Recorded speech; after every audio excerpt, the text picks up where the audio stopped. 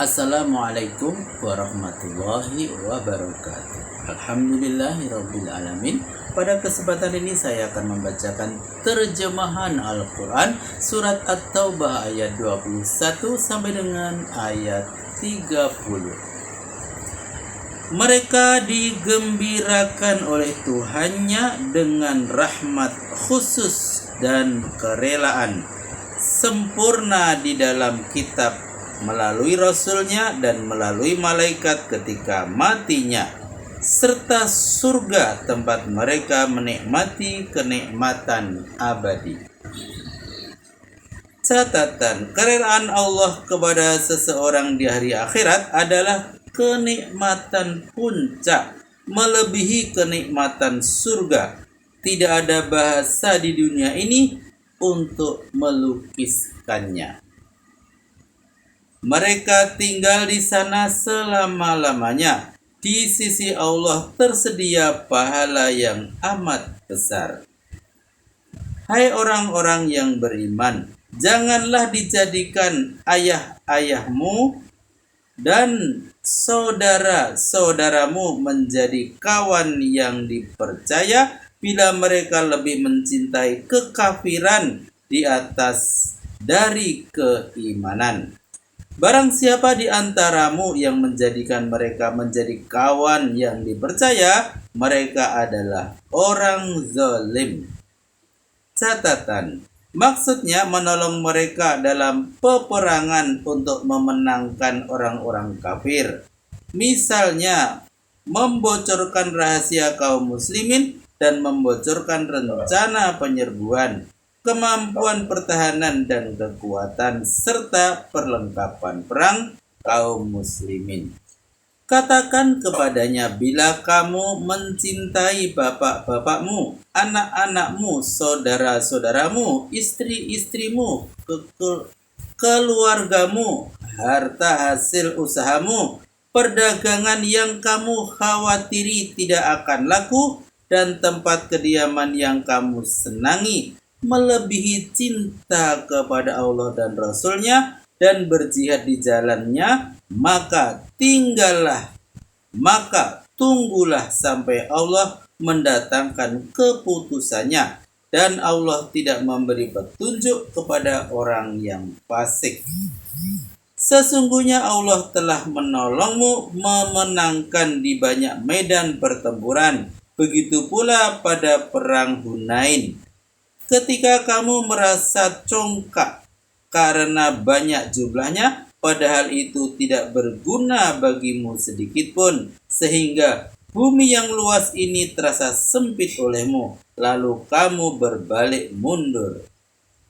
Catatan, sebuah tempat 3 mil dari Taif atau 22 km dari Mekah, yaitu Hunain.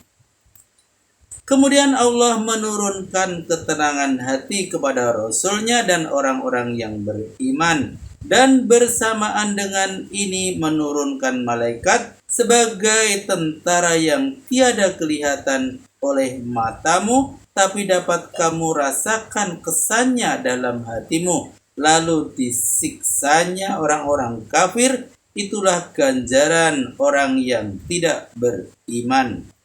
Selanjutnya Allah menerima tobat pula dari orang yang dikehendakinya, dan Allah Maha Pengampun dan Maha Penyayang. Hai orang-orang yang beriman, bahwasanya orang musyrik itu adalah najis karena rusak kepercayaannya. Karena itu janganlah mereka dibiarkan memasuki Masjidil Haram sesudah tahun ini. Jika kamu takut miskin karena embargo negara-negara penghasil pangan, maka Allah akan mencukupi kebutuhanmu dengan karunia-Nya jika dikehendakinya. Allah benar-benar Maha mengetahui dan Maha bijaksana. Catatan, najis adalah kotoran. Najis itu terbagi menjadi 2. 1. Najis yang dapat dilihat dan dirasakan oleh panca indera. Yang kedua, najis yang dapat diketahui dengan akal dan pikiran, misalnya menyembah berhala, kepercayaan kepada khurafat, memakan makanan yang diharamkan, menghalalkan judi dan zina, dan sebagainya. Semuanya adalah najis secara maknawi. Orang-orang yang mempunyai sifat dan kepercayaan kotor seperti demikian diberikan predikat najis, seolah-olah dia adalah zat dari najis itu sendiri. Bila seseorang dikatakan najis, itu berarti dia orang jahat dan jiwanya kotor, sekalipun badan dan pakaiannya bersih. Perangilah orang-orang yang berhimpun padanya sifat-sifat tidak beriman kepada Allah, tidak beriman kepada hari akhirat, tidak mengharamkan apa yang diharamkan Allah dan Rasul-Nya, dan tidak menganut agama yang benar, yaitu mereka yang telah diberi Alkitab, sampai mereka bersedia membayar upeti dengan patuh dan tunduk kepada pemerintahan dan hukum yang berlaku. Catatan: semacam pajak yang dipungut dari orang-orang Yahudi dan Nasrani oleh pemerintah Islam sebagai imbalan bagi jaminan keamanan dan perlindungan terhadap jiwa dan harta bendanya. Yang kedua, maksudnya tunduk kepada pemerintah Islam dan hukum yang berlaku dalam negara Islam. Dengan ini terbukalah jalan untuk menunjuki mereka kepada ajaran Islam. Bila mereka telah mematuhi hukum yang berlaku dalam negara Islam dan membayar upeti, maka pemerintah Islam wajib menjamin keamanan mereka, melindunginya, membelanya dan dari serangan musuh, dan memberikan kemerdekaan dalam menjalankan agamanya, serta mempergaulinya dengan baik berdasarkan keadilan dan persamaan, sama seperti memperlakukan kaum muslimin sendiri, sekalipun mereka bukan beragama Islam. Orang Yahudi mengatakan Uzair anak Allah, sedangkan orang Nasrani mengatakan Al-Masih anak Allah. Demikianlah ucapan yang keluar dari mulut mereka, meniru ucapan orang kafir. Meniru ucapan orang kafir dahulu. Laknat Allah untuk mereka. Mengapa mereka sampai dapat dipalingkan dari tauhid?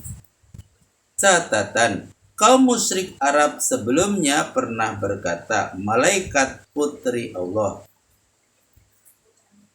Yang kedua, aneh betapa kejinya ucapan mereka itu.